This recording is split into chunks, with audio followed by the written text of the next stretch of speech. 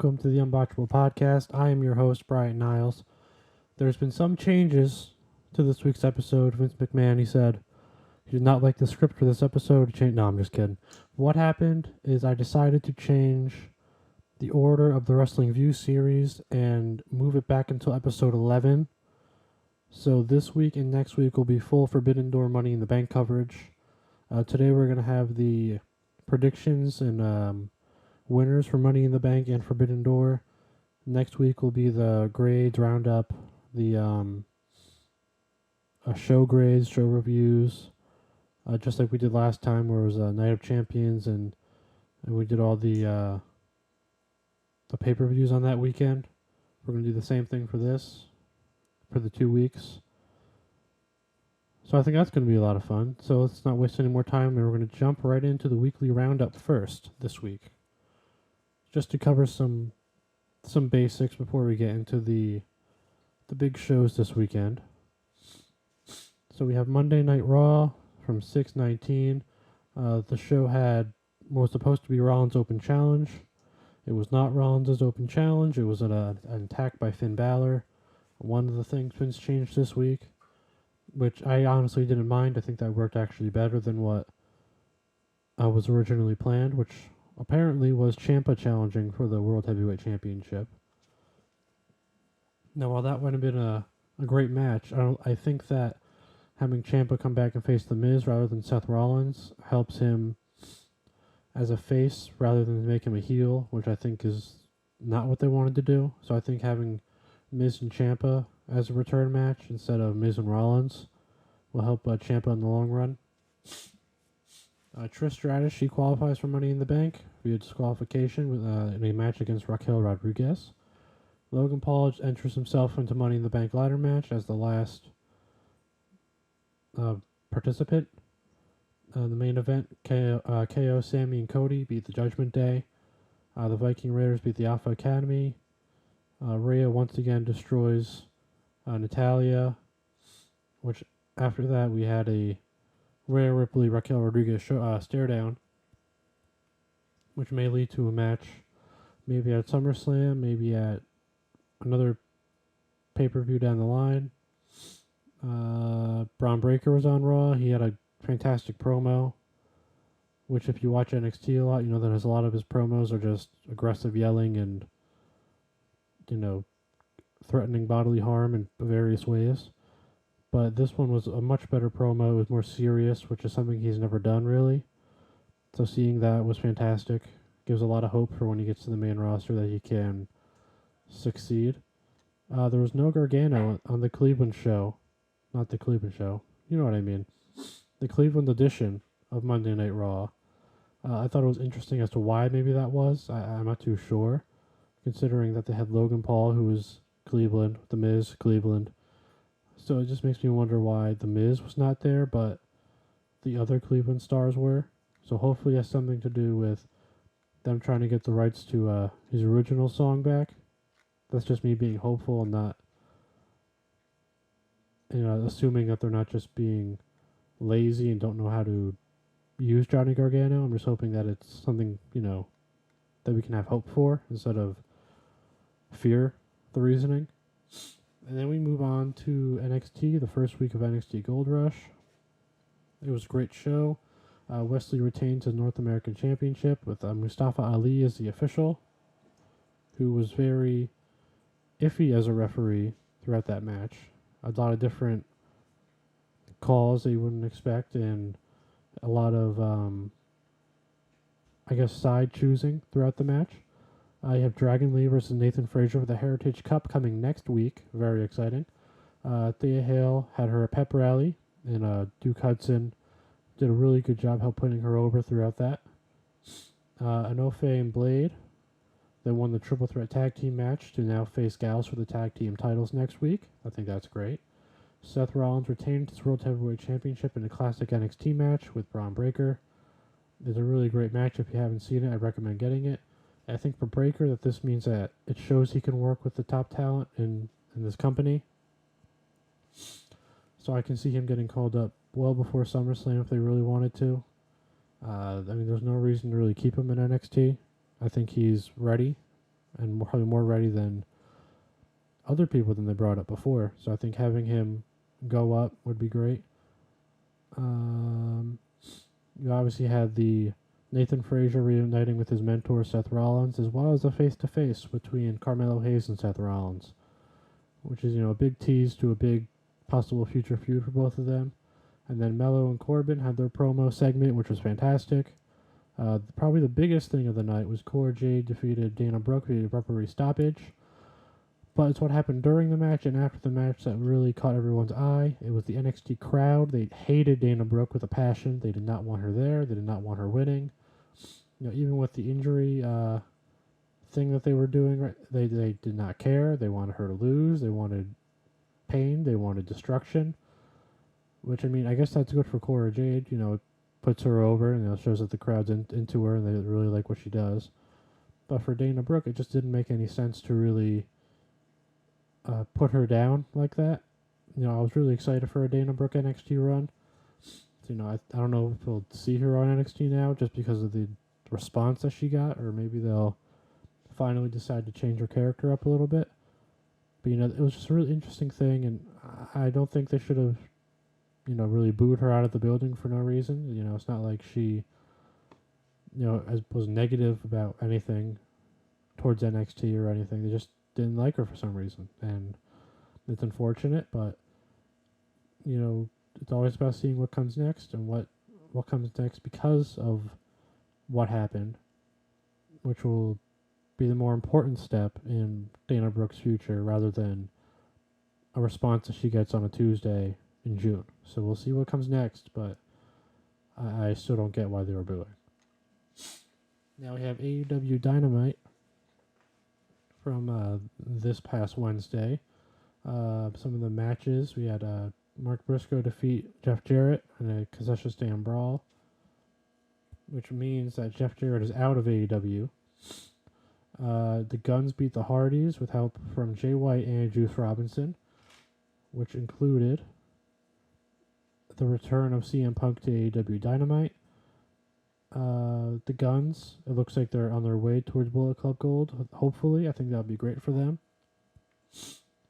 We had Statlander beat Taya Valkyrie to retain her TBS Championship. It was very expected, but another great match for the TBS Championship. Adam Cole and MJF are blind tag team tournament partners, which I think is going to be a very interesting dynamic to watch going forward. The Owen Hart tournament matches were announced, which we will cover 2 of them that are going to be at Forbidden Door when we get to the predictions, which is very soon. Because all we have left now is Friday Night SmackDown.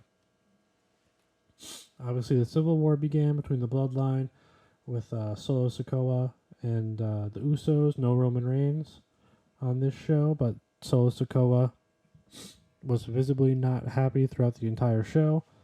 So much so that he Samoan spiked Ridge Holland, leading to the main event match with Sheamus. This show was littered with Vince McMahon changes. It was originally supposed to have LA Knight versus Butch versus Santos Escobar. That was changed to a one-on-one match with LA Knight and Rey Mysterio, in which LA Knight wins. It was supposed to have Bayley versus Shotzi for a Money in the Bank ladder match spot on the line. That was scrapped altogether. It was supposed to, but I believe it was supposed to have also Cameron Grimes versus Baron Corbin, scrapped altogether. So I guess I don't know if Pretty Deadly versus Street Profits were originally supposed to be on the show, but they were on the show. So and Pretty Deadly won that match. I don't know why we needed that. I mean, it was a good match, but they beat everyone last week, which is the whole point. Is why they get the title shot. They don't have to beat people leading into their match, but I understand. They had the undisputed women's champion tag team championship match. Ronda and Shayna won, as you would expect. It was okay. It was not something I liked in general. I thought that Fire and Dawn could have had probably a better tag team run compared to Ronda and Shayna, but like I said before, with the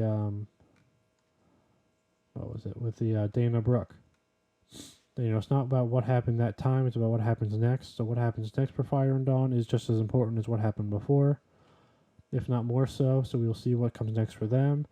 Ronda and Shayna, we'll see what their title reign looks like. And the last thing of note was that Bianca Belair was barred from ringside during next week's Women's Championship match. I just think that's interesting because, what is going to happen during that match that would necessitate a Bianca Belair being at ringside, or, who else might be at ringside to try to take the next spot. I think that's what the interesting part of this is. Okay, so now with the weekly roundup in the rearview mirror, we can look forward and look at the pay-per-views that are coming up this weekend and next weekend and my predictions for those matches. We are going to start with Forbidden Door, which takes place tomorrow. I'm going to go through really no random order, just as the list I have them down on, which goes from the main event matches to the other ones, but just following the list, basically when they were announced in some kind of order like that. So we have MJF versus Tanahashi for the AEW World Championship. I have MJF retaining. I don't see Tanahashi winning just because I don't think he'd be on Dynamite or Collision or any other show that often to make a viable champion for a company, like over in the United States area. I think he can obviously be champion, but just logistic wise, I'm going with MJF. We have Sonata versus Jungle Boy. I'm going with Sonata. This is once again another World Championship, the IWGP World Championship. It's very similar to the last match because I don't see Jungle Boy going to Japan all that often. So I think that having Sonata win and retain would probably be the better option. Will Ospreay versus Kenny Omega. I have Will Ospreay winning, evening up their recent matches from Wrestle Kingdom. I think what was it, 17? When Kenny Omega won. Will Ospreay's going to win this one, bring his the championship back to Japan. We have Okada versus Danielson, which is, I believe, the main event of the show as entirety. I have Bryan Danielson winning. I don't really know why I have him winning, but I think that Danielson winning would be the more logical outcome at this point. I don't think Okada needs to win. I don't think Danielson needs to win either. But I think that having Danielson win would be more beneficial in the long run, as he can, if they wanted to have a match too, he can use his status as a heel to kind of make his way to making that match, with, saying Okada's not good or whatever he wants to do. It just gives you more leeway in the future, moving to different matches, moving to different events going forward. You have Orange Cassidy, Zack Sabre Jr., Shibata, and Daniel Garcia in a the international championship. A lot of inter championships. I have Orange Cassidy retaining. This is just another pit stop on his outstanding title reign. I think he's going to win. It's probably because a chance to be the match of the night. But obviously, when you look at the matches we just went through, all four of those can be match of the night. So, but this one is a sneaky match of the night. Not people would choose this one. Next, we have Sting, Darby Allin, a to-be-announced person who will be revealed later on tonight when I'm recording this on AEW Collision, versus Minoru Suzuki, Chris Jericho, and Sammy Guevara. I have, for lack of a better word, Team Sting winning. I see some Jericho, Sammy Guevara issues going on during this match that are going to cause Team Sting to win. We have the Elite versus the Blackpool Combat Club in a 5-on-5 match. I have the Elite winning. No real reason for the Elite winning. I just think, they should win, and it'll help if they wanted to keep the story moving along. It would help do that. But if they also want to just end the story and move on to something else, it would also allow for something like that to happen. We have the Owen Hart tournament match. This is on the men's side. So we have CM Punk versus Kojima. I have CM Punk winning. I think they want to push CM Punk to the moon right now. So I see him winning. I see him possibly winning the whole tournament. And then we have the Owen Hart women's tournament, which takes place in the 0 hour tomorrow, which is Athena versus Billy Starks. I have Athena winning. I said that this is probably going to be one of the best matches of the tournament as a whole.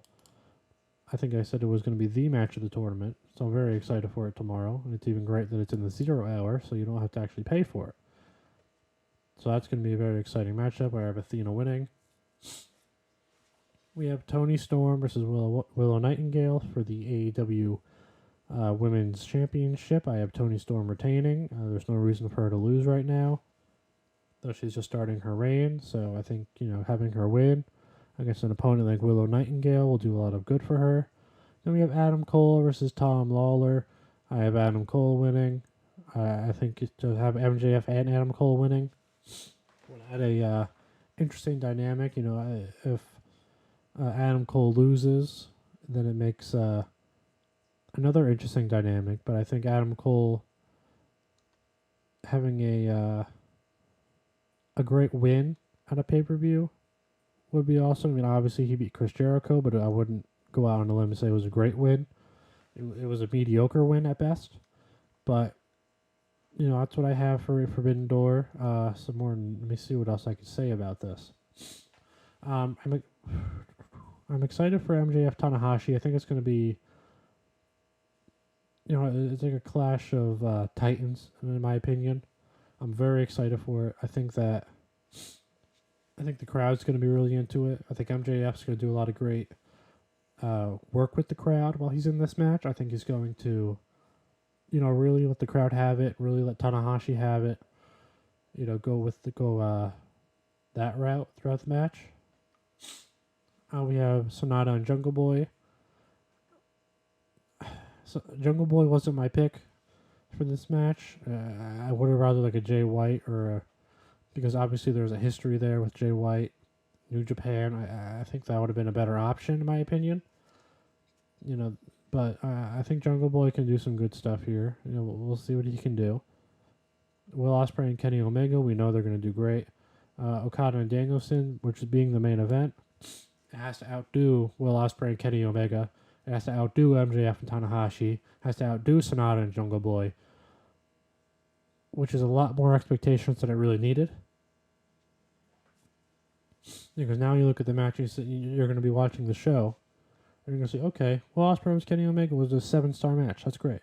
Now you have the main event, Okada versus Bryan Danielson. So, there's not much more you can go from a 7-star match. It's setting the bar very high. I think Will Ospreay and Kenny Omega would have made not made for a better main event, but they always have a chance to just do something crazy and then like steal the show and 10-star match. Nothing's gonna top it, so it doesn't even matter. So match placement on a show like this is very important. I can see the show opening with MJF versus Tanahashi, or maybe even a Will Ospreay versus Kenny Omega. I think those would be your two matches to open the show with. One women's match on here is a little upsetting, but there's always room to add, I guess. I mean, if you want to count the 0 hour show with Athena and Billy Starks, you can, but I'm talking about the main card. Only one women's match is a little lackluster, in my opinion. You could have thrown something together. It wouldn't have been that hard, considering Willow Nightingale is not even a New Japan wrestler. She is, just a strong champion, but she's not really a New Japan wrestler. So there were definitely ways you could have finagled it to get like another women's match or a women's tag team match or just something on the card. I understand that, with all these matches on here, it's hard to just throw more matches in there. I feel like Adam Cole versus Tom Lawler is kind of like an add-on match. If you just took that match out and you looked at the rest of the matches, you'd be like, all right, I'm happy with that. But they threw it on Adam Cole and Tom Lawler at Rampage. Not really a rhyme or reason, I guess. I guess like an MJF Adam Cole storyline more than anything. But overall, I think the card is going to be good. As long as they open the show right, unlike the last pay per view they had. I'd look for MJF, Tanahashi, Will Ospreay, Kenny Omega. I'd look for them to open the show. Probably followed by one of the big tag team matches, whether it be Elite versus Blackpool Combat Club, Sting, Darby, and that tag team match. What would I do next? Maybe the CM Punk match next. Then probably Tony Storm and Willow Nightingale, Adam Cole, Tom Lawler, Orange Cassidy, Jungle Boy, Tanahashi, MJF, and then Okada and Danielson. Just something like that, to kind of just give it some kind of flow. Because, you want the matches to continuously get better throughout the show. Obviously, opening with Kenny Omega, Will Ospreay won't really allow you to increase your ratings throughout the show. I mean, Will Ospreay versus Kenny Omega is probably going to be the best match on the show. However, I think starting with that, considering they've made it a point to make Okada versus Danielson the main event, starting with that will give the rest of the show a much more heightened feel to it. And then and then bringing out one of the tag team matches, which can bring, I'd probably do the Elite versus Blackpool Combat Club, just because it's, the Elite, the Blackpool Combat Club, people are going to be excited to see them as it is. Then I'd move on to, I think I'd do Sonata versus Jungle Boy here. I think I'd do Sonata versus Jungle Boy after the Elite versus Blackpool Combat Club. And then after that, I'd do the Sting tag team match. I would do Tony Storm. I think I'll push CM Punk back to here. I think CM Punk can rejuvenate a crowd if they get tired by this point. And then throw Tom Lawler after that. Orange Cassidy, Tanahashi, MJF as main event a Jace, and then Okada Danielson to finish the show. I think that would work. You want to keep the crowd engaged, but you don't want to overdo it at any given point. So I think that would just give them a decent runway to keep the crowd entertained better than they were last time they had a show. That did not work out. But that's Forbidden Door. Those are my predictions. I have one last rundown of who I have winning. I have MJF beating Tanahashi, Sonata beating Jungle Boy, Will Ospreay beating Kenny Omega, Bryan Danielson versus Okada. I have Danielson winning, Orange Cassidy retaining his international championship, Sting, Darby Allin, and his to-be-announced teammate, defeating Suzuki, Jericho, and Guevara. I have the Elite beating the Blackpool Combat Club, CM Punk winning and advancing the Owen Hart Tournament, Athena winning and advancing in the Owen Hart Tournament, Tony Storm retaining her Women's Championship, and Adam Cole defeating Tom Lawler. Now for Money in the Bank, which at this moment is not as big of a match card as Forbidden Door, but I think it has a lot of substance to it. You have probably the more random match on the card. You have Cody Rhodes versus Dominic Mysterio. It's there. Cody Rhodes, I have him winning. It would be interesting if this led to maybe a heel Drew McIntyre return. I think that would make sense why it's on the card. Cody Rhodes and Drew McIntyre. Like the two chosen ones going at it. I think that would be a great story for Drew McIntyre, especially since he's with his contract situation. I think having him give a chance for that kind of story. There's a lot of ways they can go with it. They can go with the, this guy shows up, then all of a sudden Drew McIntyre's in the back of the corner of the room. No one really cares about Drew McIntyre anymore. They all care about Cody Rhodes. I think that would be a great idea. we have Seth Rollins versus Finn Balor for the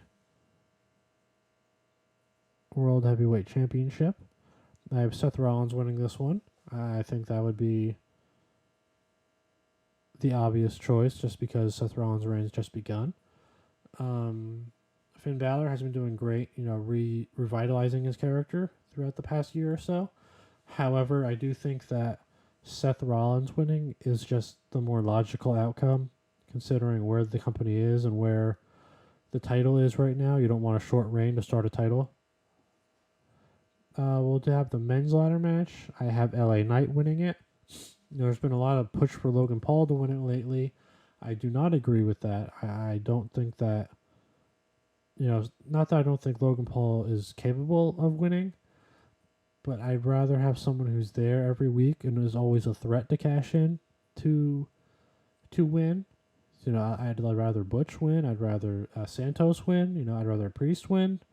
I'd rather literally anyone else win than Logan Paul just because his availability is what is going to hurt his, I guess, Money in the Bank reign compared to previous ones. It was kind of like that with Brock Lesnar. Like he wasn't there all the time. So, when's he going to cash in? Who cares? Because he's not there. So I think having LA Knight, he's there every show.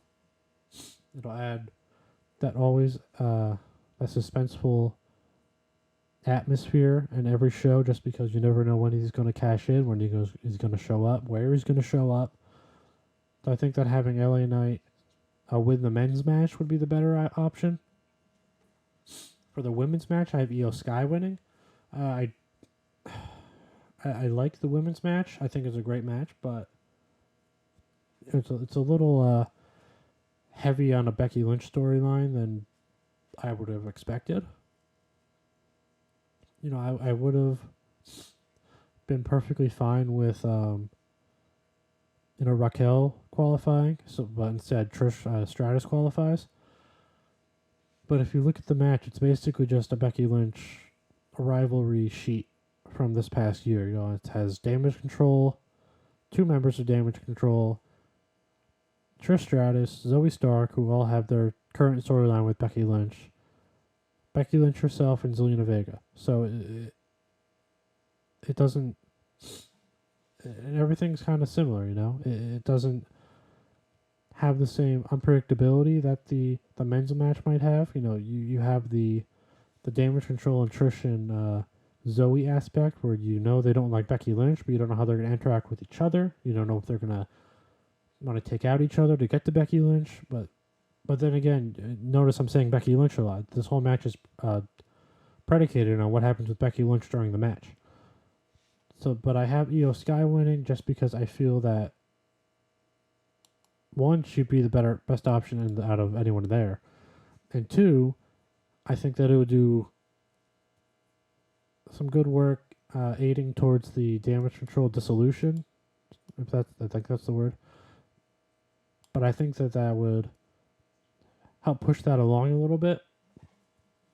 Obviously, with Dakota hurt now, I probably changed some things that they were thinking of doing.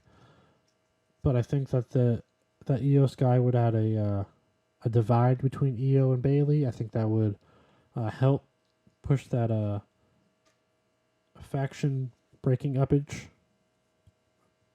make that move a little quicker, and it would give it some stakes to it. Maybe down the line you have a Bayley versus Io Sky for the Money in the Bank briefcase match. Just something like that is always something you're looking for. I think that would be a great opportunity for them to have.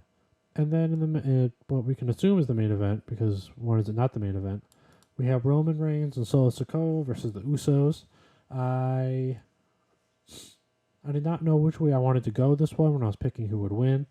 I decided to go with the Usos winning. My main thought here was that this is where Solo Sikoa sides with the Usos. That can maybe lend to why he was such a bad mood on SmackDown this past week. Maybe he was having that internal turmoil on who he wanted to side with during this match.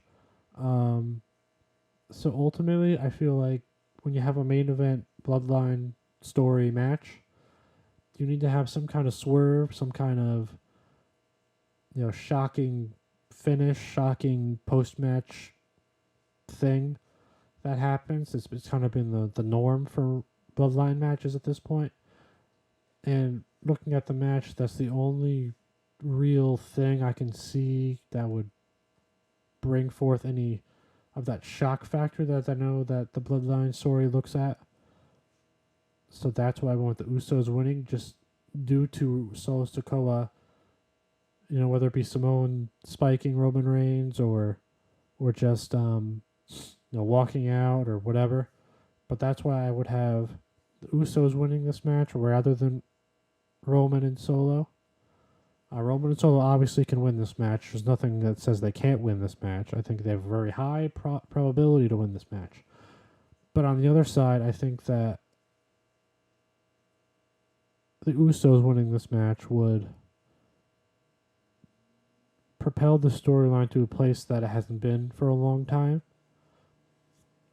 And I think that it would, really do wonders for Solo too. I think it would really help his overall character, and it would lead to a very interesting point in the storyline where Solo, the Usos are united, and Roman's alone. And where do we go from here? What is the next step in the story? So I think I have the Usos winning in the Bloodline Civil War Battle 1, if you want to call it that. I'm sure there's more to come. But now I'm going to go through, what I think a good order of this card would be, assuming how important that is. I have, let me see. I'm going to start the show with the men's ladder match. I'm going to start the show with the men's ladder match. That's like a tongue twister. With LA Knight winning. I think LA Knight winning would set the crowd up very nicely for the rest of the show. I would then do Cody Rhodes versus Dominic Mysterio. I would then do the women's ladder match, I believe. Then Seth Rollins versus Finn Balor. And then Roman Reigns versus Solo Sikoa versus the Usos. Now, obviously, there are probably more matches that are going to get added, maybe one or two. Considering it is only this Saturday, so we've got about exactly a week away. So, I'm sure there's a high probability, if not chance, that Ronda Rousey and Shayna Baszler will defend their tag team championships against Liv and Raquel, who returned to SmackDown. I forgot to add that in the notes for SmackDown last night. But I would have that match on this card as well. I would put that maybe right after Cody Rhodes and Dom. And before the ladder match, the women's ladder match. I think I would put that in there somewhere. But I have, I guess, Ronda and Shayna retaining, just because I don't know if they would put the titles on Ronda just to take it off that quickly. That's not really how they work with Ronda Rousey. It's usually like a good long reign, and then she loses. So Ronda usually gets a few months, and then she loses. So she's only about a month maybe two in. I think she has maybe a month or two left during this title reign. So I'd go with them to retain for now. Obviously, it depends on if they make the match official. Maybe there's a Riddle versus a Gunter added to this match, where I have Gunter winning or retaining. I would put that. No, I think I would put that right after that Ronda Shayna match. I would put that after the Ronda Shayna match, and then add the women's ladder match after, and then Seth Rollins and Finn Balor, and then the Usos and Roman Solo. I think that's how I would do that. Obviously this match card is significantly smaller than Forbidden Door, so it's not as important to keep the energy up in the crowd, just because it's not going to last as long. But it's obviously very important to have the best show flow possible. I think that would do a great job doing it. Now, just to go over my winners one last time, I have the men's ladder match winning is LA Knight. The The women's ladder match winning is Io Sky. I have Cody Rhodes defeating Dominic Mysterio, Roman Reigns and Solo Sikoa losing to the Usos, and Seth Rollins retaining his World Heavyweight Championship against Finn Balor. For possible matches, I have Ronda Rousey and Shayna Baszler retaining their Women's Tag Team Championships against Liv Morgan and Raquel Rodriguez, and I have Gunter defeating Matt Riddle to retain his Intercontinental Championship. And now, that will do it for this prediction show for Forbidden Door Money in the Bank. I hope you all enjoyed. Next week we will have the review and rundown, grades, and all you can think of for Forbidden Door Money in the Bank. So it probably comes sometime next Sunday, maybe Monday, depending on when I record the video. So yeah, that's going to be next week. Let me know what you think of this episode and what you think of my predictions and what are your predictions. Follow on social media on Twitter at Unbotchable, Instagram at Unbotchable, and Facebook at Bryant Niles. And as always, stay off the top rope.